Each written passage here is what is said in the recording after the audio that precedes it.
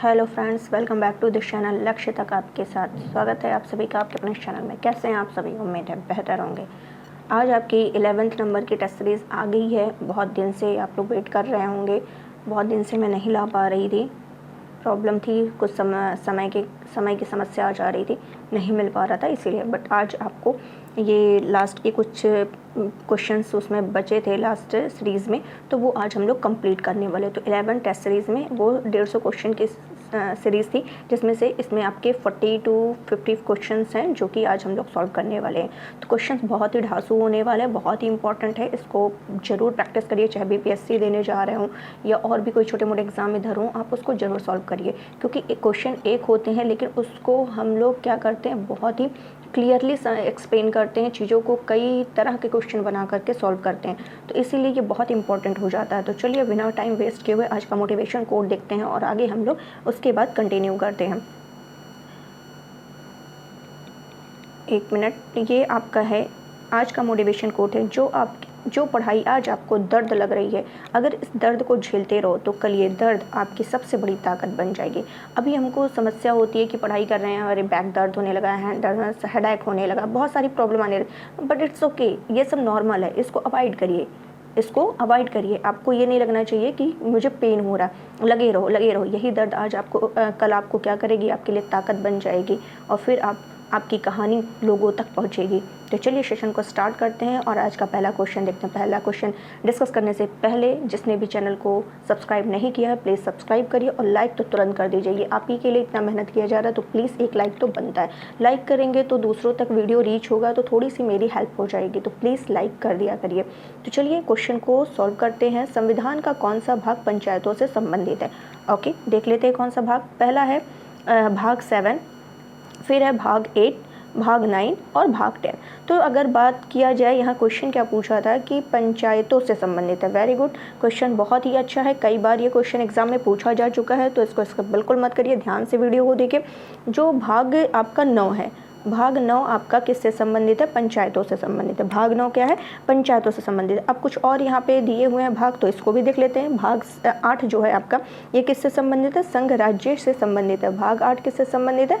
संघ राज्य से संबंधित है। और भाग 9 मैंने बताया पंचायत से संबंधित है।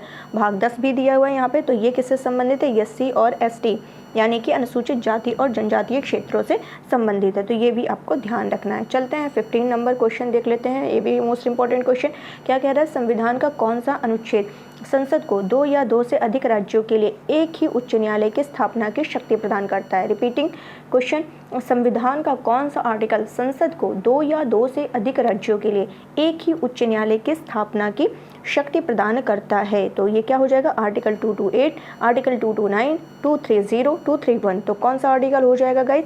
आप लोग खुद बताइए, तो कमेंट सेक्शन में जरूर आंसर दे दिया करिए। अगर आप पहले आंसर आपको पता चल जाता है तो आर्टिकल क्या हो जाएगा? आर्टिकल 231।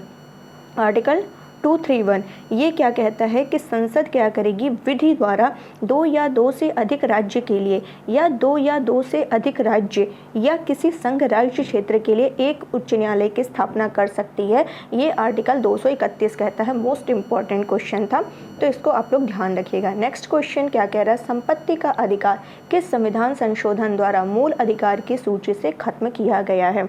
संपत्ति का अधिकार किस मूल अधिकार से खत्म किया गया है? तो 44 अमेंडमेंट। ये संपत्ति का मूल अधिकार जो है, ये 44वें संशोधन, ये कब हुआ था? 1978 1978 के द्वारा मूल अधिकार की सूची से क्या कर दिया? खत्म कर दिया गया। और इसे भाग 3 से हटा करके, भाग 3 आपका क्या है? मूल अधिकार है, तो यहाँ से इसको हटा दिया गया। यहाँ से हटा करके क्या कर दिया गया? कहाँ डाल दिया गया?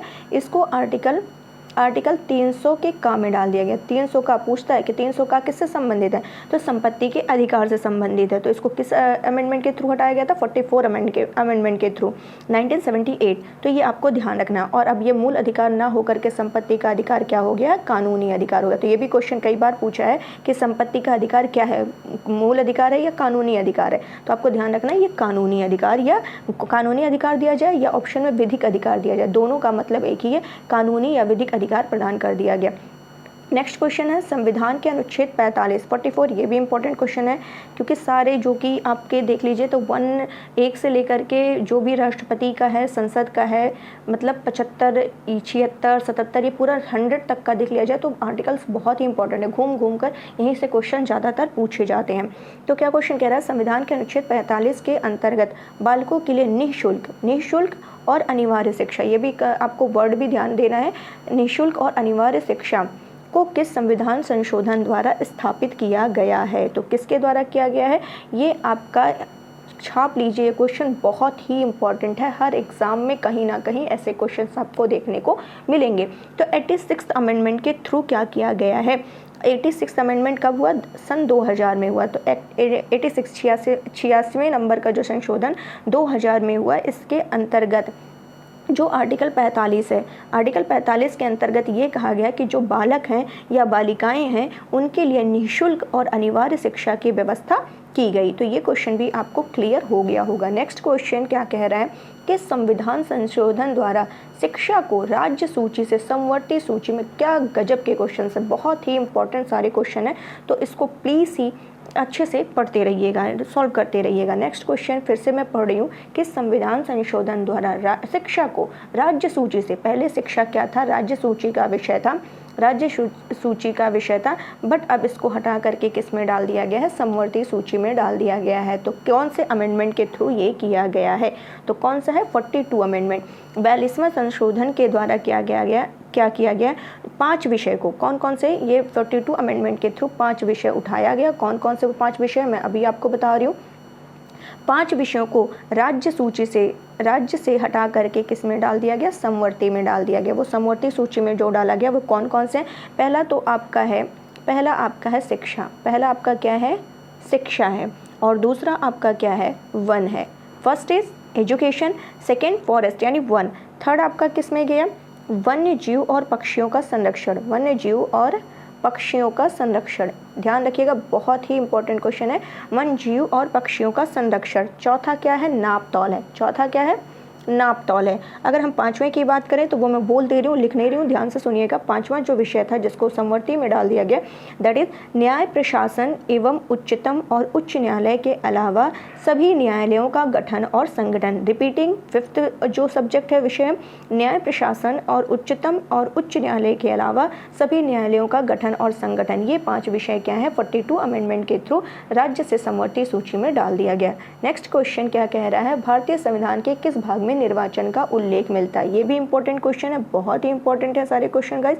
तो प्लीज़ इसको शेयर करिए, लाइक करिए, सब्सक्राइब करना बिल्कुल मत भूलिए। फिर से क्वेश्चन को पढ़ रही हूँ, भारतीय संविधान के किस भाग में निर्वाचन का उल्लेख मिलता है, तो भाग 15 में गाइस, भाग 15 में। आर्टिकल इसका बहुत इंपॉर्टेंट है कि भाग 15 के किस आर्टिकल में ये निर्वाचन का उल्लेख है, तो आर्टिकल 324। तो इसको छाप लीजिए, बहुत ही इंपॉर्टेंट ये आर्टिकल है, माइंड में एकदम सेट कर लीजिए।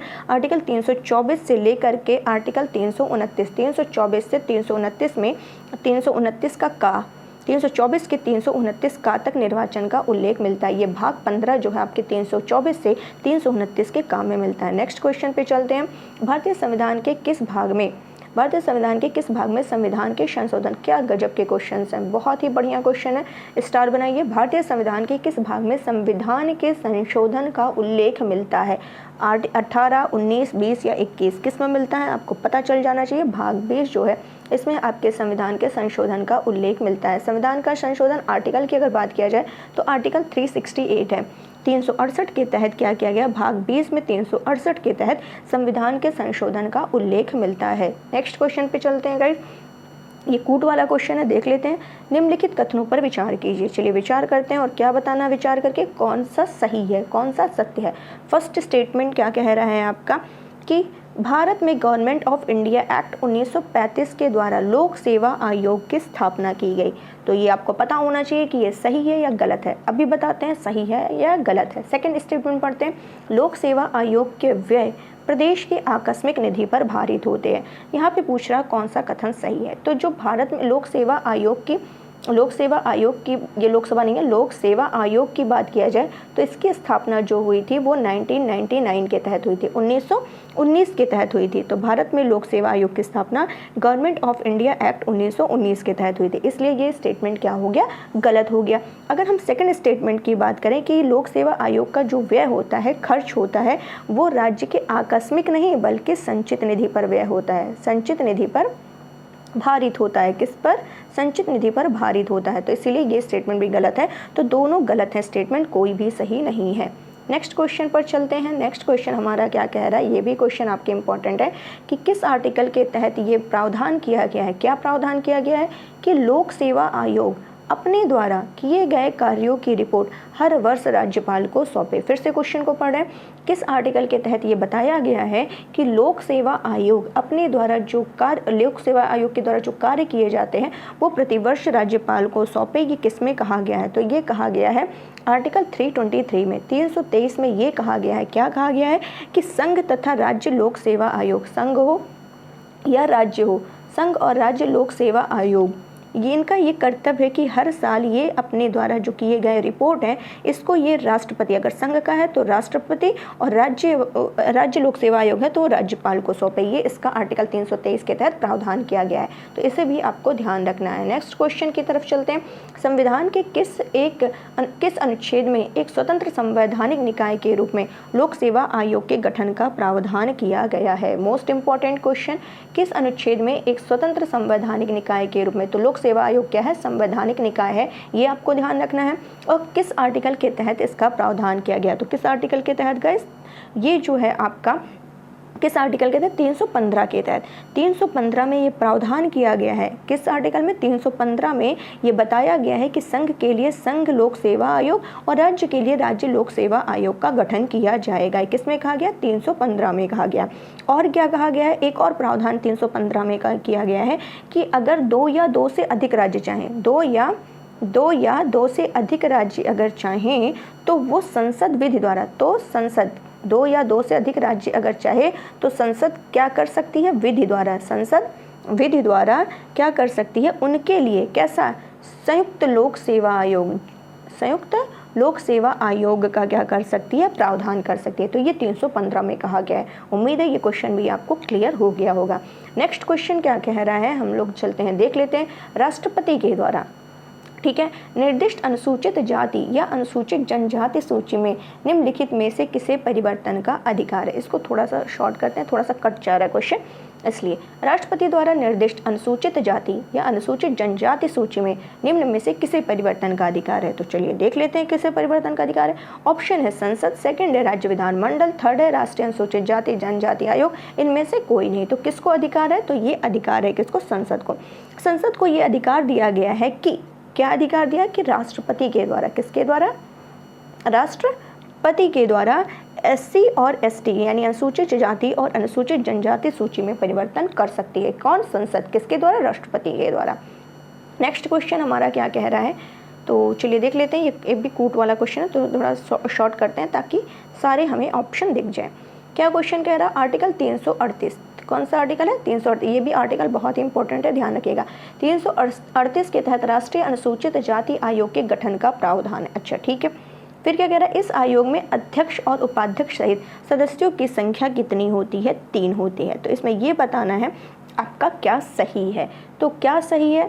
1, 2 दोनों या 3 तो है ही नहीं, मतलब या फिर कोई नहीं। तो यहाँ पर जो सही है आपका स्टेटमेंट ओनली 1 सही है, स्टेटमेंट ओनली 1 सही है। क्यों सही है? चलिए देख लेते हैं। अनुसूचित, जो राष्ट्रीय अनुसूचित जाति आयोग है, इसमें कुल 5 सदस्य होते हैं। कुल कितने होते हैं? 5 सदस्य होते हैं, 5 मेंबर होते हैं। ये जो 5 मेंबर होते हैं इसमें आपका एक अध्यक्ष होता है, एक अध्यक्ष होगा, एक उपाध्यक्ष होगा, एक उपाध्यक्ष एंड 3 जो हैं आपके अन्य सदस्य होते हैं, 3 अन्य सदस्य होते हैं। और ये किसके द्वारा किया गया था? 89th अमेंडमेंट, 89th संशोधन और 2003 के द्वारा ये हुआ था। 89 संशोधन 2003 के द्वारा हुआ था। यानी कि सेकंड स्टेटमेंट गलत है और फर्स्ट स्टेटमेंट आपका सही है कि राष्ट्रीय अनुसूचित जाति आयोग का गठन 338 के तहत हुआ था। लेकिन अगर पूछ ले राष्ट्रीय अनुसूचित जनजाति आयोग की बात करें तो 338 के काम में है। तो ये भी आप ध्यान रखिएगा। राष्ट्रीय अनुसूचित जनजाति पूछे तो 338 के काम में है। नेक्स्ट क्वेश्चन चलते हैं, संविधानेतर अधिकार से क्या तात्पर्य है? संविधानेतर अधिकार से क्या तात्पर्य है? तो चलिए इसको भी देख लेते हैं क्या तात्पर्य है। संविधान का अतिक्रमण करने वाली शक्ति से जो शक्ति संविधान सम्मत नहीं है, जिस शक्ति का प्रयोग केवल केंद्रीय संसद कर सकता है या जिस शक्ति का प्रयोग केवल राज्य विधानमंडल कर सकते हैं। तो यहाँ पे क्या क्वेश्चन पूछा, संविधानेतर अधिकार से क्या तात्पर्य है, इसका क्या मतलब है? तो ऐसी शक्ति, संविधानेतर का मतलब क्या होता है? ऐसी शक्ति जिनका संविधान में वर्णन नहीं है, ऐसी पावर, ऐसी शक्ति जिसका संविधान में वर्णन नहीं है, संविधानेतर शक्ति कही जाती है। तो इस हिसाब से इसका आंसर क्या हो जाएगा कि जो शक्ति संविधान सम्मत नहीं है, जो शक्ति संविधान सम्मत नहीं है, इसलिए इस हिसाब से ये आंसर सही हो जाएगा। नेक्स्ट क्वेश्चन क्या कह रहा है, निम्नलिखित में से कौन सा कथन सही है? फर्स्ट स्टेटमेंट क्या कह रहा है, आर्टिकल 340 में राष्ट्रीय पिछड़ा वर्ग आयोग के गठन का प्रावधान किया गया है। ठीक है, देख लेते हैं। राष्ट्रपति आयोग के अध्यक्ष और सदस्यों की नियुक्ति करता है। यहाँ पे बताना है कौन सा सही है, फर्स्ट, सेकंड, बोथ या फिर कोई नहीं। तो यहाँ पे गाइस जो सही स्टेटमेंट है, ये आपके दोनों स्टेटमेंट सही है। मतलब आर्टिकल 340 में जो राष्ट्रीय पिछड़ा आयोग है, इसके गठन का प्रावधान किया गया है और इसके अध्यक्षों या सदस्यों दोनों की नियुक्ति कौन करता है? राष्ट्रपति करता है। इसलिए option C is correct answer. Next question is आपका क्या कह रहा है, राष्ट्रपति के अनुच्छेद 344 के तहत निम्न में से किसकी अध्यक्षता में प्रथम राजकीय भाषा आयोग का गठन किया गया था? ये भी आपका क्वेश्चन बहुत ही इम्पोर्टेंट है। फिर से क्वेश्चन को पढ़ रही हूँ कि 344 के तहत किसकी अध्यक्षता में प्रथम राजकीय भाषा, कौन सा प्रथम राजकीय भाषा का गठन किया गया था? हिदायतुल्लाह, गोविंद वल्लभ पंत, कृषि मेनन या बीजी खेर? तो आंसर क्या हो जाएगा गाइस? आंसर आपका हो जाएगा बीजी खेर की अध्यक्षता में। किसके? बीजी खेर की अध्यक्षता में प्रथम राजकीय भाषा आयोग का गठन किया गया था। इस समिति ने, जो बीजी खेर समिति है, इसने क्या किया और कब किया गया था? 1955 में किया गया था। कब किया गया था? 1955 में बीजी खेर की समिति अध्यक्षता में ये गठन किया गया था। फिर ये बीजी खेर समिति क्या करती है? 1956 में अपनी रिपोर्ट क्या करती है? राष्ट्रपति को दे देती है। 1956 में अपनी रिपोर्ट किसको? राष्ट्रपति को दे देती है। फिर क्या होता है? गोविंद वल्लभ पंत की अध्यक्षता में संसदीय समिति द्वारा इसका परीक्षण किया गया था। इसके बाद गोविंद वल्लभ पंत की अध्यक्षता में इसका क्या किया गया था? परीक्षण किया गया था। नेक्स्ट क्वेश्चन, निम्नलिखित कथनों पर विचार कीजिए। उपयुक्त में से कौन संवैधानिक संस्था नहीं है? यहाँ पे हमें बताना है कौन सा संवैधानिक संस्था नहीं है। तो कौन सा नहीं है? केंद्रीय सूचना आयोग, CBI या प्रवर्तन निदेशालय। तो यहाँ पे बताना है कौन सा संवैधानिक संस्था नहीं है। तो कौन सा नहीं है? चलिए बताइए आप लोग इसका आंसर फटाफट। तो यहाँ पे वर्डित जितने भी हैं ये संवैधानिक संस्था नहीं है। ठीक है, आपके CBI, जो ED है, प्रवर्तन निदेशालय, ये इसमें यहाँ दिए गए विकल्प में कोई भी संवैधानिक संस्था नहीं है। नेक्स्ट क्वेश्चन हम लोग चलते हैं, राष्ट्रीय मानवाधिकार के विषय में निम्नलिखित कथन पर विचार कीजिए। चलिए विचार कर लेते हैं क्या कह रहा है। इसका गठन 1993 में किया। मानवाधिकार आयोग बहुत ही इंपॉर्टेंट है, चर्चा में भी था, करंट में बना हुआ था, तो ये क्वेश्चन पूछे जाने की पूरी संभावना, इसको ध्यान रखिएगा। तो इसका गठन 1993 में किया गया था। ठीक है, इस आयोग के अध्यक्ष और सदस्यों के सेवानिवृत्ति की आयु 65 वर्ष है। तो यहाँ पे बताना है कौन सा सही है, कौन सा गलत है। तो यहाँ पे गाइस ये गलत है, फर्स्ट स्टेटमेंट सही है। ये इसका गठन, मानवाधिकार आयोग का गठन 1993 में किया गया था। लेकिन जहाँ तक इसके सदस्यों और अध्यक्ष की बात करें तो इनकी अधिकतम आयु जो है वो 70 है। कितनी है? 70 वर्ष होती है। तो ये आपको ध्यान रखना है। नेक्स्ट क्वेश्चन क्या कह रहा है, भारतीय संविधान के संशोधन प्रक्रिया से संबंधित कथनों पर विचार करना है। ठीक है, कोई बात नहीं, विचार कर लेते हैं हम लोग। क्या कह रहा है, संशोधन विधेयक को केवल लोकसभा में ही पूरा स्थापित किया जा सकता है। ठीक है, यहाँ क्या बताना है, सही को बताना है। ठीक है, संशोधन विधेयक को किसी मंत्री या गैर सरकारी सदस्य द्वारा पूरा स्थापित किया जा सकता है। ठीक है, राष्ट्रपति के लिए संविधान संशोधन विधेयक पर सहमति देना बाध्यकारी है। ठीक, तो इसमें पूछा है कौन सा सही है। तो फर्स्ट स्टेटमेंट गलत है कि केवल लोकसभा में किया जा सकता है, ऐसा कुछ नहीं है, बल्कि संविधान संशोधन का प्रस्ताव जो है संसद के किसी भी सदन में किया जा सकता है, चाहे लोकसभा हो या राज्यसभा हो, किसी भी सदन में प्रारंभ किया जा सकता है। इसीलिए एक सही नहीं है और दूसरा और सही, तीसरा सही है। दूसरा क्या कहा है, फिर से पढ़ते हैं कि ये स्टेटमेंट सही है, किसी मंत्री या गैर सरकारी सदस्य द्वारा इसको प्रस्तुत किया जा सकता है। और राष्ट्रपति के लिए संविधान संशोधन विधेयक पर सहमति देना बाध्यकारी है, इसलिए ये स्टेटमेंट भी आपका करेक्ट है।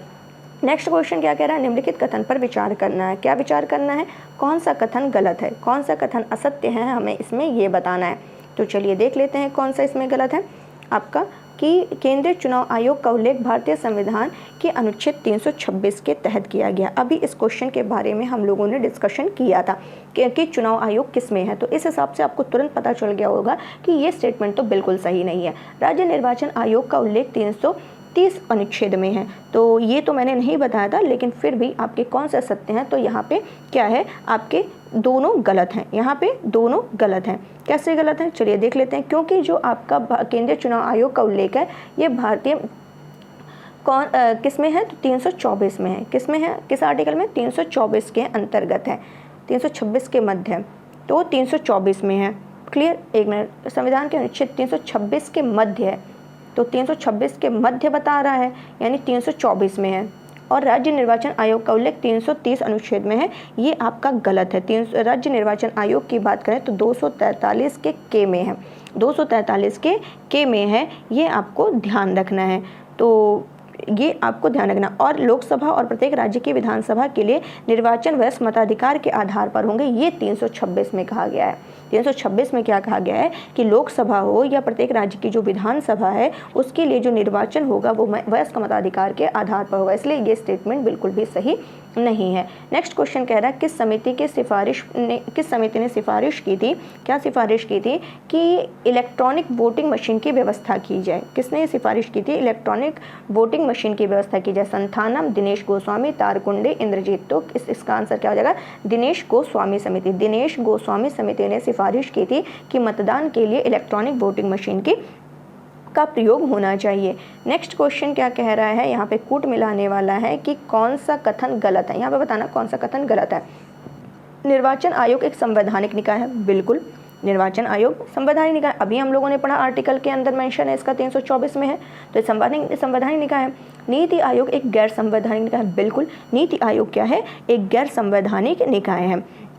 तो ये आपको ध्यान रखना है, मतलब कि जो जिस निकाय, मतलब उसको क्या कहते हैं, संवैधानिक निकाय उसे कहेंगे जिस निकाय का, जिस बॉडी या जिसका उल्लेख जो है संविधान में हो उसे संवैधानिक निकाय या संवैधानिक संस्था कहेंगे, और जिसका संविधान में ना हो उसे गैर संवैधानिक निकाय कहेंगे। जैसे कि आपका नीति आयोग हो गया, नीति आयोग किसके उस पर आया था, योजना आयोग के स्थान पर आया था, तो नीति आयोग, योजना आयोग पूछ ले, मानवाधिकार आयोग पर पूछ ले, क्योंकि मानवाधिकार अभी हम लोगों ने पढ़ा किसका गठन 1993 में हुआ था। तो ये सारे जो हैं आपके क्या हैं, संवैधानिक संस्था नहीं है, तो इस हिसाब से ये आपका गलत हो जाएगा। नेक्स्ट क्वेश्चन क्या कह रहा है, इसमें कौन सा कथन गलत है, यहाँ भी यही बताना। निम्न अंतर्राज्यीय परिषद का गठन संसदीय कानून से हुआ था। अंतर्राज्यीय परिषद का गठन संसदीय कानून से हुआ है, ठीक है। संसद अंतर्राज्यीय परिषद गठित करने के लिए अधिकृत है, तो यहाँ पे बताना है आपका कौन सा गलत है। तो यहाँ पे दोनों कथन क्या है, गलत है, दोनों कथन गलत है। क्यों गलत है, क्योंकि अंतर्राज्यीय परिषद का गठन जो है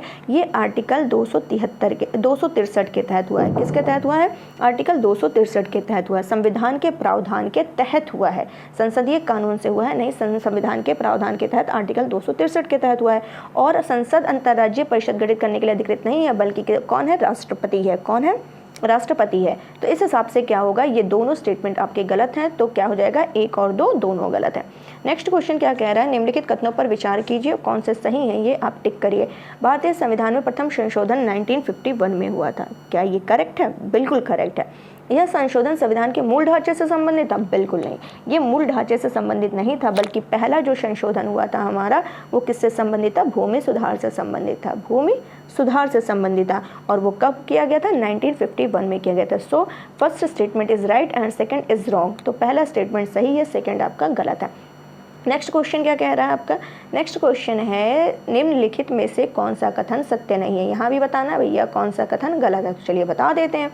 संविधान संशोधन प्रक्रिया का उल्लेख संविधान के भाग 20 में है, अभी हम लोगों ने ये पढ़ा है, अभी हम लोगों ने पढ़ा था कि संविधान संशोधन प्रक्रिया का उल्लेख आर्टिकल 20 में है 368 के तहत, तो ये आपको ध्यान रखना है। संसद प्रस्तावना या मूल अधिकारों में संशोधन कर सकती है, अच्छा ठीक है।